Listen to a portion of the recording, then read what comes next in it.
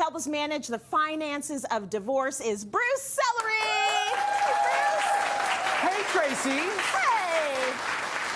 We're never going to get divorced, right? We're gonna be friends Never. forever. You and me forever and ever and ever and amen. But yeah. When I say the finances can make things really difficult when you're getting out of a situation that you've been in for, I don't know, however many years, it's a real thing. It's a huge thing. It's a huge thing. Money is a huge thing. So there's a lot to consider when it comes to money and divorce. Do you want to look at the different stages? I want to look at the stages, but before I do, I want to set some context here. Give us some context. And that is that divorce can be a traumatic event. Even if you want it, even if it's the right thing to do, even if you're on great terms with your former spouse, even if it's simple, it can be really traumatic. So when you think about all the mom and apple pie rules about personal finance, you need to just take a breath. Because if someone says to you in this process, you need to save 10% of your income, you're like, oh, wait a second, my future is unclear. I don't know what's happening. I am filled with rage and angst. I am not going to spend Sunday afternoon cash stuffing like they do on TikTok. And no, I will not file my taxes on time. So we need to have some slack. Yeah. The person who's going through this needs to cut themselves some slack, and the friends and the family members around them need to remember what they're going through and cut them some slack in this area. I like that you started with that. It's critical. Give yourself some grace. Be very forgiving. You're going through a big disruption in your life, okay? Okay, so let's talk about the different stages of divorce. There's the before, there's the during, there's the after. And finances will be sort of a different story in all of those. All the way through. And I smile about before because two people could have very different perspectives in before. One person knows they've been secretly plotting, and the other person could be blindsided. Right. If you're the person, maybe not plotting, but this is kind of a thought you have, there are some things you can do to prep. So one would be to gather paperwork. There's going to be paperwork. There's financial statements. There's tax returns. A second thing is to check your credit score, because every individual is assessed by lenders, and you should know what that number is for you, because if you need to go and apply for an apartment or apply for a credit card, that's critical. Make sure you have a credit card in your own name. Just so important for you to have sovereignty over your spending. You also want to develop a basic budget here, because if you're moving out, there is an additional cost or costs that you're going to incur. And it is also important in that before stage to pull back on discretionary spending. It's going to be expensive. There's no way around it. And one final thing, and I think this is really important, is access to cash. Maybe it's like a wad of cash hidden somewhere. Maybe it's a separate bank account. It will provide you with some peace of mind to say, listen, I hope this is going to go well.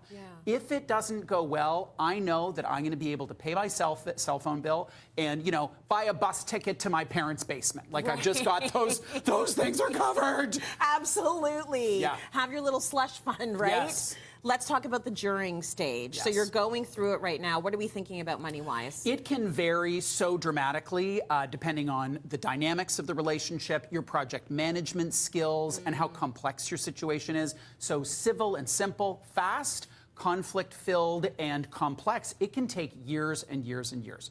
My favorite book in this area is called Untying the Knot. One of the particular things that she recommends is in this during phase, she calls it divorce limbo, and it really is, focus not on the end goal.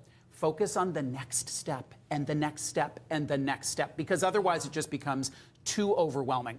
The other critical thing about the during phase is who are your people?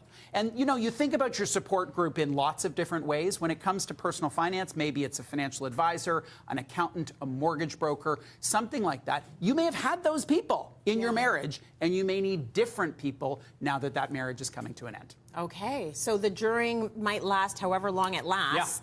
How are you budgeting for it? What are you doing? It is critical. You're doing the budget in the way that you would have done it before, but you're considering additional costs. So simply, that could be rent and food. It could be child support. So what's coming in, what's the income, and what's going out? And just having an awareness of how that is going to work is so critical.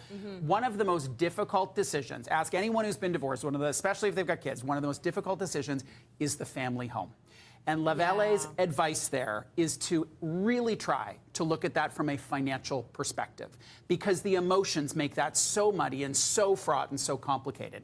And as you think about the emotional stuff, remember that there is upset and there is guilt, and spending from that perspective could dig you into a very, very difficult hole. Yeah. At the very same time is you're going to need to spend money on self-care, and that is therapy, it's massage, maybe it's flowers. Flowers are $10 at the grocery store, and you may be someone who's like, that is a key item on my budget every single week, and hooray for you. I like that. I met a guy at the flower shop, and he said, I'm buying myself tulips. And I'm like, as you should, sir. As you should. So the money part of a divorce can be wrapped up so tightly in the conflict itself. How do you separate that? I'm going to say something really controversial and really hard. Yeah.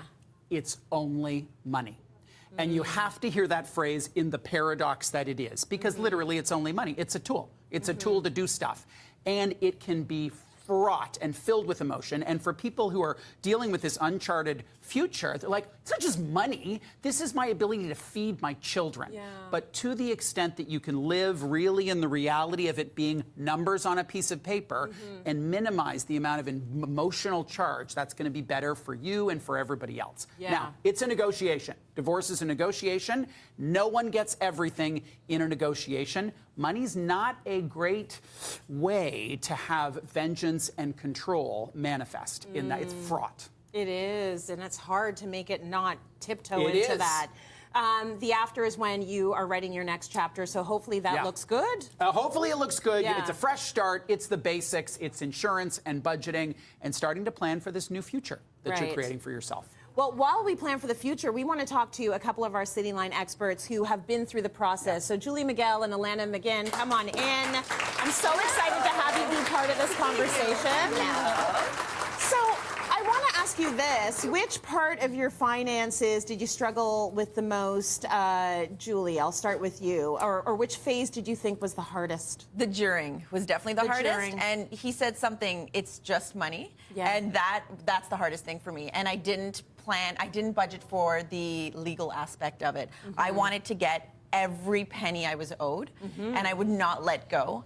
And that it was very expensive. Lawyers are very, very expensive, and I'm not that much farther ahead. So something that I learned is that, we only have one mind, one body. You can't replace that.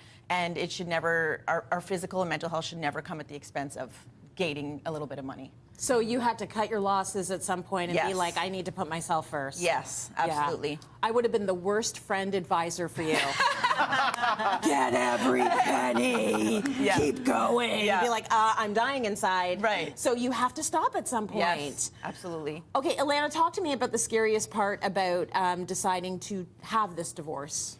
Was the finances. I remember the moment standing in my kitchen and thinking, okay, you are going to be a single parent. This is happening, and you are going to have to provide for yourself and your kids on a single income. In a time where a single income is very hard, a double income is very hard. Yeah. So, that was the 100% the scariest thing. And for you, in terms of who's managing the money, your ex is a financial advisor. Right. So he always, this is no fault of mine or his. That was just our marriage. He always handled that stuff. So financial education for me right now is huge. I learned as I went throughout the divorce. The divorce, you're learning so many things, and then having to also learn proper financial education was a big deal. Yes. So just like what you said, gather your team and every step forward, and I will never make that mistake again. I think it's important to acknowledge there is a gender dynamic here. So women and men have a different reality. There are different strengths and weaknesses, and let's just call it what it is. And so my call to action for women walking this path is to really do everything you can to have agency, to lead, to overcome a lot of the negatives out there that are there just because of the gender that you're Big conversation I'm having with my daughters. Yeah. Well, those two they're in control now. You should be talking to me. Like, I need to get on top of things, right? Yes, I need to get on top of things. So thank you, Bruce. Thank you, Julie. Thank you, Alana, for the conversation.